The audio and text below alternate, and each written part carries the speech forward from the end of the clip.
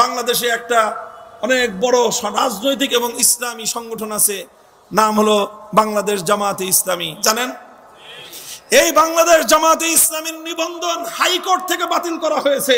আসসালামু আলাইকুম প্রিয় দর্শক, কেমন আছেন? আশা করছি সকলে অনেক ভালো আছেন। তো ভিডিওর শুরুতে একটি ক্লিপ দেখে, টাইটেল এবং থাম্বনেল দেখে অবশ্যই বুঝে গেছেন যে আজকের ভিডিওটি অনেক ইন্টারেস্টিং একটি ভিডিও। জি, মামুনুল হক তিনি জামাত সম্পর্কে কি বললেন, জামাতকে নিয়ে কি মন্তব্য করলেন গতকালকের মাহফিলে যশোরে। তো চলুন আমরা সেই মূল ভিডিওটি দেখে আসবো। ভিডিওটি দেখার আগে আপনার কাছে একটি রিকোয়েস্ট, ভিডিওটি যদি ভালো লাগে একটি লাইক দিবেন, কমেন্ট করে জানিয়ে যাবেন যে ভিডিওটি আপনাদের কাছে কেমন লেগেছে, আর সাবস্ক্রাইব করতে ভুলবেন না নতুন নতুন ভিডিও পেতে। চলুন লেটস গেট স্টার্টেড। বাংলাদেশে একটা অনেক বড় রাজনৈতিক এবং ইসলামী সংগঠন আছে, নাম হলো বাংলাদেশ জামাতে ইসলামী। জানেন, এই বাংলাদেশ জামাতে ইসলামীর নিবন্ধন হাইকোর্ট থেকে বাতিল করা হয়েছে। হাইকোর্ট বলেছে তাদের নিবন্ধন বাতিল, তারা নিষিদ্ধ। কেন বাতিল করেছে হাইকোর্ট? তারা মাওলানা মওদুদী সাহেবের অনুসরণ করে, এই জন্য। তারা সাহাবায়ে কেরামকে মেয়ারে হক মানে না, এই জন্য। তাদের সঙ্গে ওলামায়ে কেরামের কিছু বিষয়ে মতপার্থক্য আছে, এই জন্য না। ওলামায়ে কেরাম বুঝো, বাংলার মুসলমান হৃদয়ে তোমাদের রক্তক্ষরণ হয় না, তোমরা এখনো হাসো, অথচ তোমার বাংলাদেশের ইতিহাস, তোমার বাংলাদেশের এই মর্মান্তিক ঘটনা তোমরা কেউ পর্যবেক্ষণ করো না। হাইকোর্ট বলেছে বাংলাদেশ জামাতে ইসলামের সংবিধানের মধ্যে, গঠনতন্ত্রের মধ্যে একটা কথা বলা হয়েছে, সেটা হলো আল্লাহর সার্বভৌমত্বের কথা। সুতরাং যেখানে তারা আল্লাহর সার্বভৌমত্বের কথা বলল, বাংলাদেশের সংবিধান আল্লাহর সার্বভৌমত্বকে বিশ্বাস করে না। এই জন্য হাইকোর্ট বাংলাদেশ জামাতে ইসলামের নিবন্ধন বাতিল করেছিল। মুহতারাম হাজিরিন, আমরা অনেকে তখন বগল বাজাইছি, মনে করছি জামাতে ইসলাম বন্ধ হয়েছে, ভালো হয়েছে। জামাতে ইসলাম বন্ধ হওয়া নিয়ে আমার কোনো প্রসঙ্গ না, কিন্তু কথা হলো বন্ধটা হলো কি জন্য?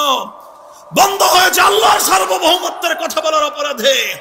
ও মুসলমান, কোন দেশে বসবাস করো, যেই দেশে আল্লাহর কোরআনের আইন বাস্তবায়নের জন্য রক্ত দিয়েছিল তোমার পূর্বপুরুষরা, যে দেশে আল্লাহর আইন বাস্তবায়নের জন্য রক্ত দিয়েছিল তিতুমিররা, যে দেশে আল্লাহর আইন বাস্তবায়নের জন্য রক্ত দিয়েছিল শরীয়তুল্লাহরা, যে দেশে আল্লাহর আইন বাস্তবায়ন করার জন্য রক্ত দিয়েছিল মুসলমানদের বীর শহীদরা, সেই রক্তের সঙ্গে গাদ্দারি করে আজ মুসলমানদের বুকের উপর কুফরি সংবিধান চাপিয়ে দেওয়া হয়েছে।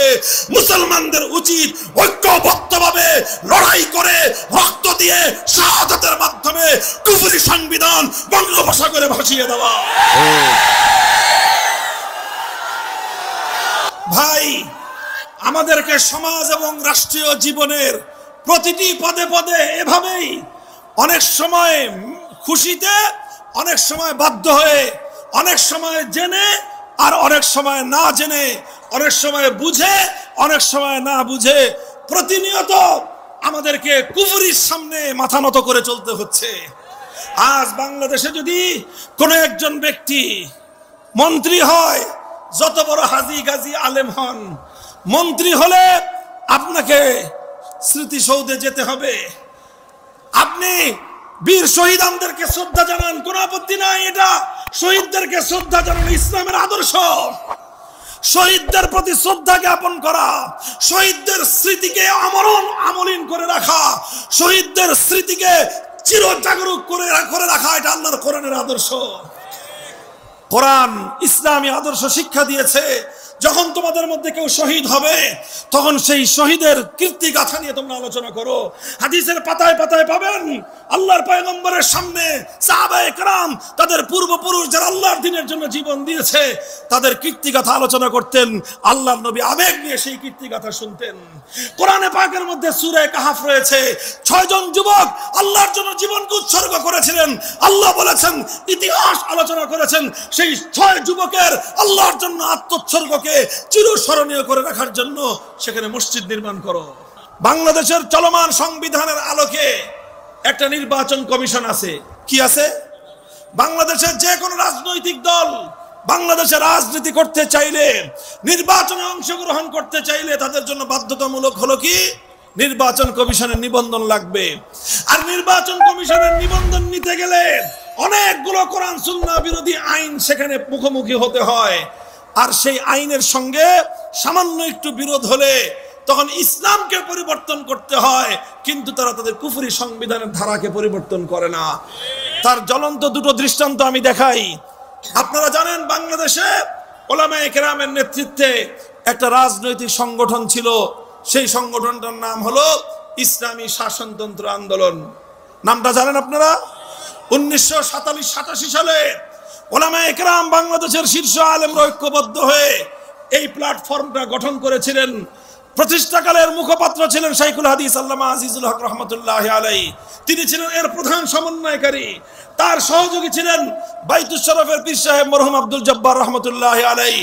অন্যতম সহযোগী ছিলেন চরমনায়ের মরহুম পীর হযরত সৈয়দ ফজলুল করিম রহমতুল্লাহি আলাইহি।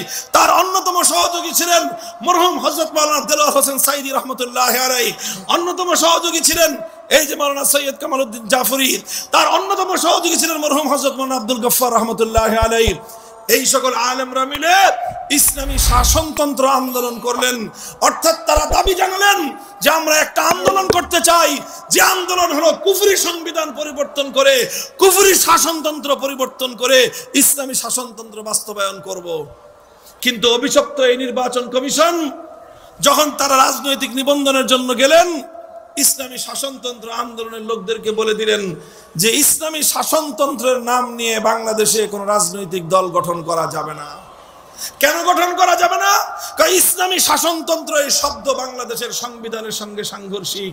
কেননা বাংলাদেশের সংবিধান হলো কুফরি শাসনতন্ত্র, আপনারা চান ইসলামী শাসনতন্ত্র করতে। যতদিন পর্যন্ত কুফরি শাসনতন্ত্র, কুফরি সংবিধান থাকবে, ততদিন বাংলাদেশে ইসলামী শাসনতন্ত্র নামে অনুমোদন চলবে না। বাধ্য হলেন তারা নাম পরিবর্তন করে শাসনতন্ত্র শব্দ বাদ দিতে হলো। এটা এ জাতির জন্য চরম দুঃখজনক একটা ইতিহাস। তো প্রিয় বন্ধুরা, আজকের ভিডিওটি এই পর্যন্ত। তার বক্তব্যটি অনেক ভালো লেগেছিল, এই জন্য আপনাদের কাছে শেয়ার করেছিলাম। তো ভিডিওটি আপনাদের কাছে কেমন হয়েছে অবশ্যই কমেন্ট করে জানিয়ে যাবেন। দেখা হচ্ছে নতুন আরো একটা ভিডিওতে। ততক্ষণ সবাই ভালো থাকুন, সুস্থ থাকুন।